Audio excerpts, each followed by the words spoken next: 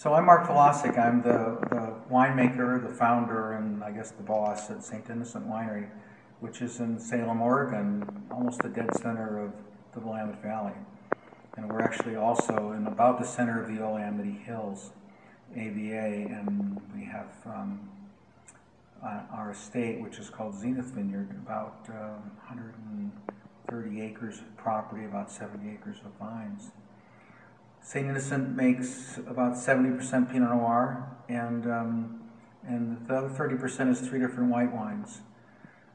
The thing that probably tells you more about what I'm trying to do is the idea that wines have textural nuances that are very important to our experience.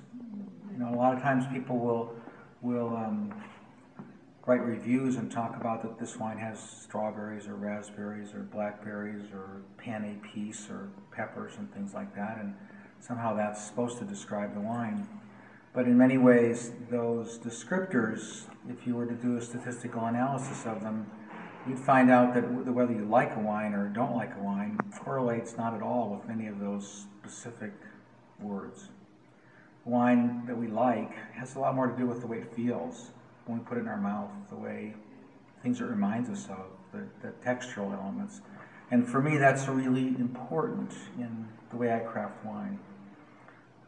In order to achieve that, I think a lot about the way grapes grow, try to strive for a really accurate balance in the vine so that the vine is basically growing leaves, which is the thing that actually feeds the grape and allows the grape to mature for the first part of the season, and then when the grapes start to change color in about the last third of the season, I want the canopy to stop actively growing and put all of its energy into ripening the fruit. That seems relatively easy, but it's tricky to accomplish in the vineyard, and it requires a lot of diligence because the vineyard isn't a static element. It wanders. It starts out maybe one place, and then over a few years it starts to creep in another direction, and you have to rein essentially that creep back to where you feel the vines are in the best balance and can make you the best wine. In the winery, it's really, for me, it's more about fermenting, not so much to achieve gigantic fruit or great intensity or lots of wood or lots of sweetness, but more about the flavors and the way the wine feels in your mouth, especially in the middle part of the mouth. When you put it in your mouth and kind of move it around and get your mouth kind of coated with the wine, the way that actually feels. And for me, I achieve that primarily by the middle part of the fermentation. I think that all actually correlates with the middle part of your mouth. So I like the wines to get reasonably warm. I don't do any real long, I really don't do any cold maceration up front, and I don't really do any maceration at the end. I basically, while the thing's actively fermented, I actually just want it to get warm and to be kind of just having a life, creating this life within the fermenter. And so my tanks are a little bigger than the little things that a lot of people use. They hold between 3 and 8 tons. That allows me to get enough warmth to allow this kind of textural thing to happen.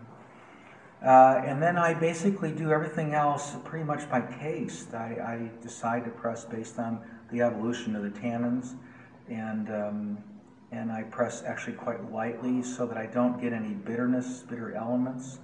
But the pressing is important. People that don't use press wine are sort of missing, for me, the boat with the idea that if you're using whole clusters or whole berries, those berries won't pop until you start to press them. So if you want what's in a whole berry and you don't press it, how does that make any sense? So for me, it's that first part of the pressing, which is also very interesting and very critical to build that feel in your mouth. And so that's really the essence. Wood is used only to kind of bring out and emphasize what makes different vineyards unique. And so we have a lot of different coopers. You can see Bertolini and Sylvain, and there's Terranceau here, and Cadus over here, and Dami over here. We use 7 different coopers. But the idea of the cooperage is really that it just allows me an opportunity to let slightly different elements evolve with slightly different vineyards to create essentially a real signature for the place. It's not because I want a bunch of wood. In fact, I've actually been using less and less wood since 2001, and I haven't hit the bottom yet. So, and that's good because it just adds more to your price of your bottle of wine if I have to use a lot of wood. So if I'm only using 20 or 30% wood, you're not paying the huge bill for me to buy those euros and for that weak dollar to be supported or not supported, whatever that would be. So that's kind of where I am. And if you like wines that are textural, that are really focused on food and the way you eat with them, and you like to see what these differences are and sort of the personality of different places, and that's what I like to do. That's the kind of thing I like to show. So if so, crack a bottle and see what you think. My name's in the back and my phone number's there, and if you like it or you don't like it, give me a call, let me know. Thanks.